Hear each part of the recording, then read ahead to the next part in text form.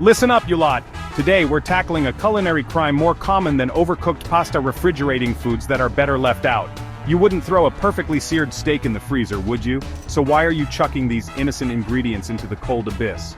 Get ready to learn, because today we're diving into 10 foods you need to stop refrigerating right now.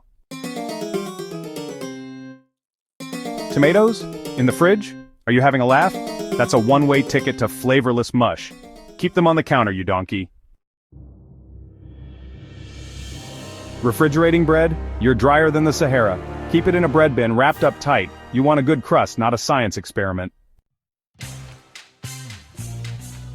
Listen, you wouldn't drown chips in water, would you?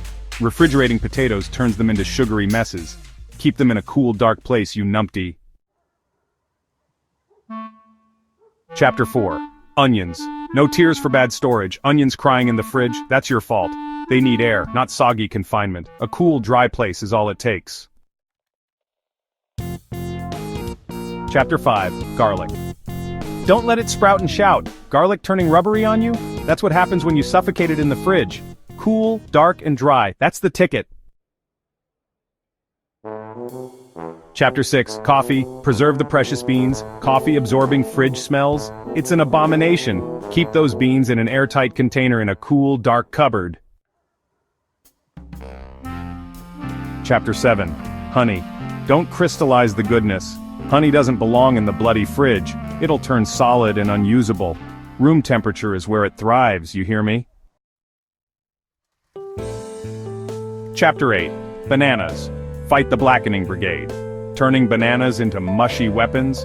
That's what you get for putting them in the fridge.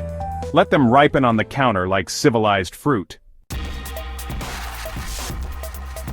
Chapter 9.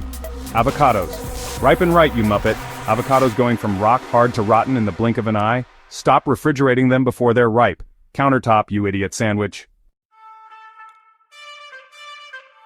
Chapter 10. Olive oil. Don't turn liquid gold to sludge. Olive oil thickening up on you? You're treating it worse than airline food. Keep it in a cool, dark place, away from the stove. There you have it. No more excuses for soggy vegetables and flavorless disasters. You've been schooled on the 10 foods you need to stop refrigerating right now. Now get out of my kitchen and go cook something decent.